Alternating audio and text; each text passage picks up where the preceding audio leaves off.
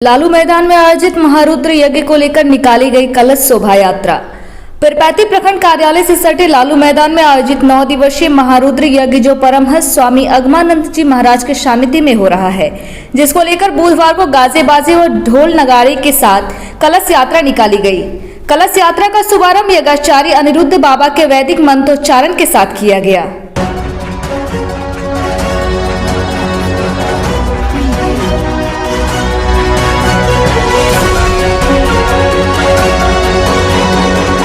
कलश यात्रा में शामिल हजारों नर नारी भक्तिभाव में तल्लीन, चिलचिलाती धूप की परवाह किए बिना तपती जमीन पर खाली पांव बाबा मनोकामना नाथ धाम पहुंचकर कलश में जल भरकर यज्ञ पुरुष भगवान सहित अन्य देवी देवताओं के जयकारी के साथ यज्ञ परिसर पहुंच कलश को यज्ञ मंडप में स्थापित किया।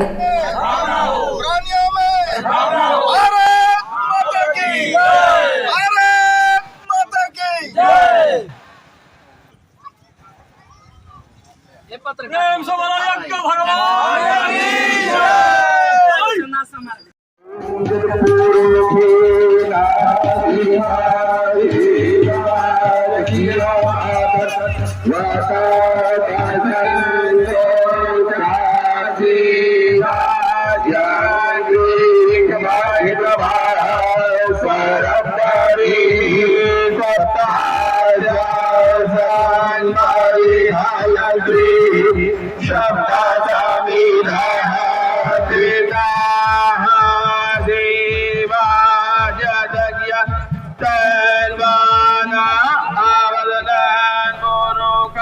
इस दौरान मुख्य यजमान प्रखंड प्रमुख रश्मि कुमारी व पति पप्पू शाह, अध्यक्ष अरविंद शाह, केंद्रीय रेलवे रेल यात्री संघ अध्यक्ष विष्णु खैतान, मुखिया प्रतिनिधि घनश्याम दास, गोलू यादव, भूतपूर्व सैनिक संघ अध्यक्ष भूलन दुबे, पंचायत समिति सदस्य सुधीर पांडे, अनिल राय, संतोष झा, जयशंकर प्रसाद, पंकज कुमार, मुन्ना चौधरी सहित अन्य लोग शामिल थे। क्या निश्चित रूप से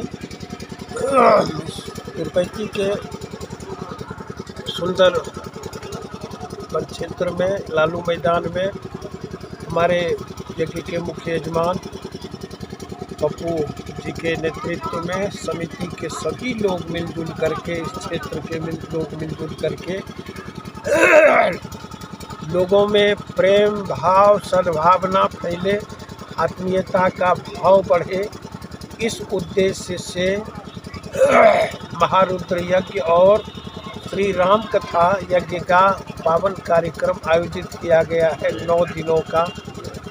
वस्तुतः अभी जो विश्व की स्थिति है, सब देश परस्पर एक दूसरे से लड़ भिड़ रहे हैं और ऐसे में अपना भारत देश शुरू से यज्ञ, धर्म, कथा, कीर्तन आदि की संस्कृति को लेकर के चलता है।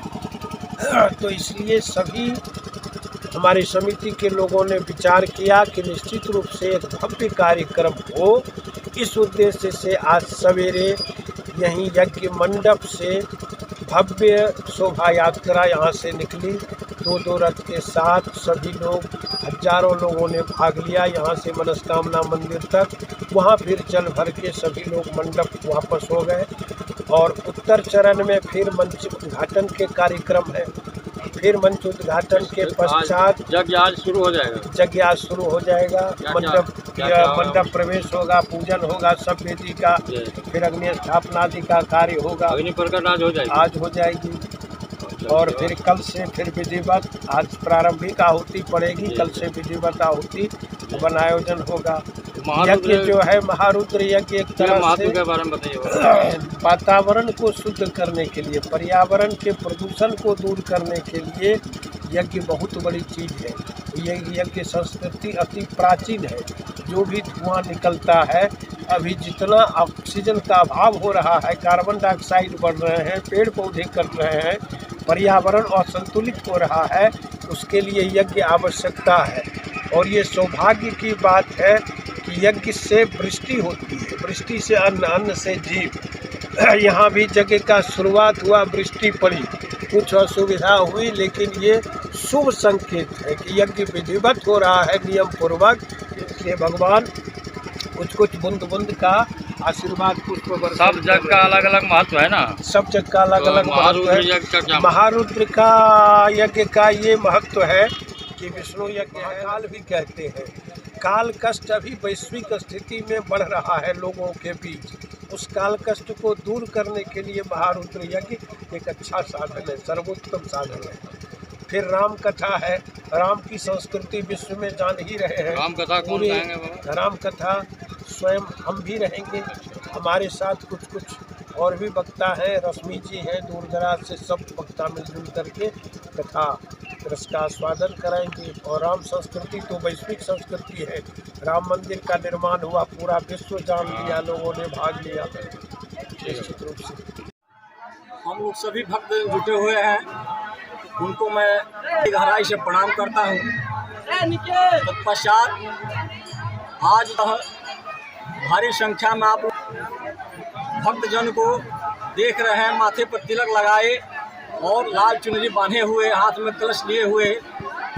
ये तिरुपति स्थित किसी फॉर्म लालू प्रगति मैदान में हो रहे श्री श्री 108 5 कुंडीय महारुद्र यज्ञ का कलश यात्रा का शोभा यात्रा निकाला गया है, जो श्री श्री 108 परमानंद महास्वामी जी के तत्वाधान में यह यज्ञ का आयोजन किया गया है, जिसके मुख्य यजमान हमारे प्रखंड प्रमुख रश्मि कुमारी जी एवं उनके पति बड़े भाई पप्पू शाह जी के सानिध्य में हो रहा है।